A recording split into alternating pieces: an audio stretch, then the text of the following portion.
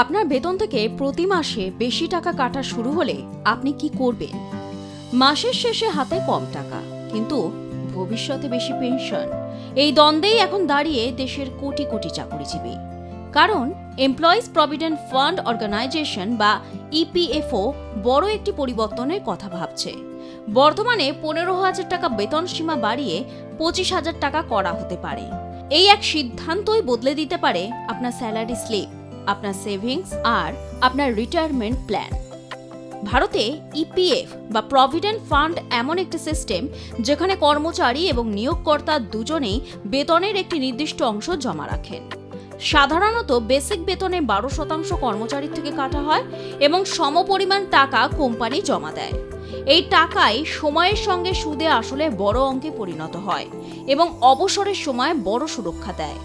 কিন্তু এখানে একটা গুরুত্বপূর্ণ বিষয় আছে, এই হিসেবটা সবসময় পুরো বেতনের উপর হয় না। বর্তমানে 15,000 টাকা পর্যন্ত বেতনকেই ধরা হয় বাধ্যতামূলক সীমা হিসাবে।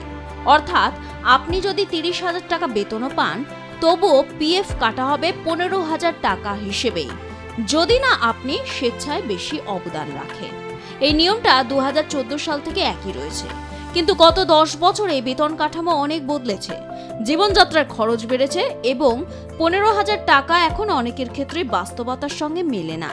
সেই কারণেই এখন আলোচনা হচ্ছে এই সীমা বাড়িয়ে 25,000 টাকা করা উচিত। যদি এই প্রস্তাব কার্যকর হয়, তাহলে এর প্রথম এবং সবচেয়ে সরাসরি প্রভাব পড়বে আপনার মাসিক হাতে পাওয়া টাকার উপর। ধরুন আপনার মাসিক বেতন 25,000 টাকা, আগে পিএফ কাটা হতো 15,000 টাকার উপর, মানে 1,800 টাকা। কিন্তু নতুন নিয়মে পিএফ কাটা হবে 25,000 টাকার উপর, অর্থাৎ 3,000 টাকা। এর মানে প্রতি মাসে আপনার হাতে আসবে 1200 কম টাকা। এই জায়গাতেই অনেকের উদ্বেগ, মাসের খরচ, ইএমআই, দৈনন্দিন ব্যয় সব মিলিয়ে যখন হিসাব টাইট, তখন এই অতিরিক্ত কাটাকাটি চাপ তৈরি করতে পারে। তবে ছবিটা এখানেই শেষ নয়, একই সঙ্গে আপনার সঞ্চয়ও বাড়বে। কারণ পিএফ এ যত বেশি টাকা জমবে, তত বেশি সুদ পাবেন আর অবসরের সময় একটা বড় অঙ্ক হাতে পাবেন। শুধু তাই নয়, পেনশনের হিসাবও এই অবদানের উপর নির্ভর করে, ফলে ভবিষ্যতে মাসিক পেনশনও বাড়তে পারে। এই পুরো বিষয়টিকেই তাই অনেক বিশেষজ্ঞ বলছেন short term pain, long term gain. অর্থাৎ এখন একটু চাপ, কিন্তু ভবিষ্যতে বড় সুরক্ষা। এখন প্রশ্ন হচ্ছে, এই পরিবর্তনে কারা সবচেয়ে বেশি প্রভাবিত হবে? প্রথমত মধ্যবিত্ত চাকরিজীবীরা, যাদের বেসিক বেতন 15,000 টাকা থেকে 25,000 টাকার মধ্যে। দ্বিতীয়ত নতুন চাকরিতে যোগ দেওয়া কর্মীরা, যারা বাধ্যতামূলকভাবে এই নতুন কাঠামোর মধ্যে পড়বেন। এছাড়া প্রায় 1 কোটি নতুন কর্মী পিএফ এর আওতায় আসতে পারেন, যা সামাজিক সুরক্ষার দিক থেকে বড় পদক্ষেপ। তবে শুধু কর্মচারী নয়, কোম্পানির উপরেও এর প্রভাব পড়বে, কারণ কোম্পানিকেও সম পরিমাণে 12% টাকা জমা দিতে হয়, ফলে তাদের খরচ বাড়বে। বড় কোম্পানির ক্ষেত্রে হয়তো এই চাপ সামলানো সহজ, কিন্তু ছোট ও মাঝারি সংস্থার ক্ষেত্রে এটি চ্যালেঞ্জ হয়ে দাঁড়াতে পারে। এর ফলে ভবিষ্যতে নিয়োগ কমে যেতে পারে বা বেতন কাঠামোর পরিবর্তন হতে পারে, এমন আশঙ্কাও রয়েছে। এই পুরো প্রক্রিয়ায় আরেকটি গুরুত্বপূর্ণ দিক হলো আর্থিক ভারসাম্য।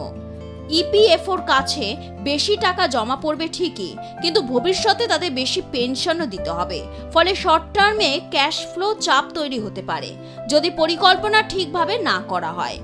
এই প্রসঙ্গে সুপ্রিম কোর্টের ভূমিকা উল্লেখযোগ্য। আদালত ইতিমধ্যেই বলেছে যে কর্মীদের পেনশন তাদের প্রকৃত বেতনের ভিত্তিতে হওয়া উচিত। সেই রায়ের পর থেকেই এই পরিবর্তনের প্রয়োজনীয়তা আরও জোরালো হয়েছে। এখন প্রশ্ন, আপনি কি করবেন? অনেক আর্থিক বিশেষজ্ঞ বলছেন শুধু ইপিএফ এর উপর নির্ভর না করে আরও কিছু বিকল্প রাখা উচিত, যেমন পাবলিক প্রভিডেন্ট ফান্ড বা পিপিএফ, যেখানে দীর্ঘমেয়াদে নিরাপদ সঞ্চয় হয়, এবং ন্যাশনাল পেনশন সিস্টেম, যা রিটায়ারমেন্ট প্ল্যানিং এর জন্য জনপ্রিয়। এই ধরনের বিনিয়োগ আপনার ভবিষ্যৎকে আরও শক্তিশালী করতে পারে। সবশেষে এই পুরো বিষয়টার মূল কথা হলো, এই পরিবর্তনটা একদিকে আপনার বর্তমান আয় কমাবে, কিন্তু অন্যদিকে ভবিষ্যৎকে আরও নিরাপদ করবে। আপনি যদি এখনকার খরচকে বেশি গুরুত্ব দেন, তাহলে এই সিদ্ধান্ত আপনার কাছে কঠিন মনে হতে পারে। কিন্তু যদি আপনি দীর্ঘমেয়াদে আর্থিক নিরাপত্তা চান, তাহলে এটি একটি ইতিবাচক পদক্ষেপ। বেতন সীমা বাড়ানো মানে শুধু পিএফ বাড়ানো নয়, এটি আপনার ভবিষ্যতের আর্থিক ভিত্তি মজবুত করার একটি বড় পদক্ষেপ। এখন সিদ্ধান্ত আপনার, আজ একটু কম নাকি আগামীকাল একটু বেশি।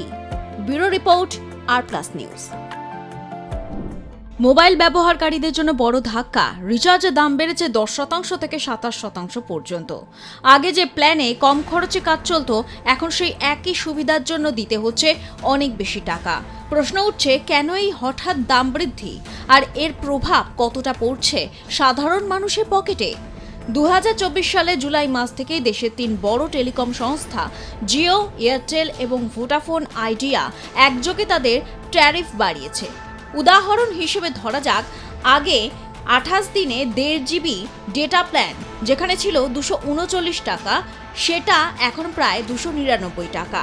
আবার 2 জিবি ডেটা প্ল্যানের ক্ষেত্রে খরচ আরও বেড়ে 349 টাকা পর্যন্ত পৌঁছেছে। অর্থাৎ একই পরিষেবার জন্য এখন বাড়তি 50 থেকে 100 টাকা গুনতে হচ্ছে। এই দাম বাড়ানোর পেছনে প্রধান কারণ কি? প্রথমত, টেলিকম কোম্পানিগুলো এখন 5G পরিষেবার বিশাল বিনিয়োগ করছে।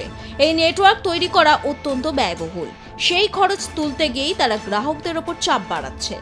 দ্বিতীয়ত, কোম্পানিগুলোর লক্ষ্য এখন ARPU বা প্রতি ব্যবহারকারীর গড় আয় বাড়ানো।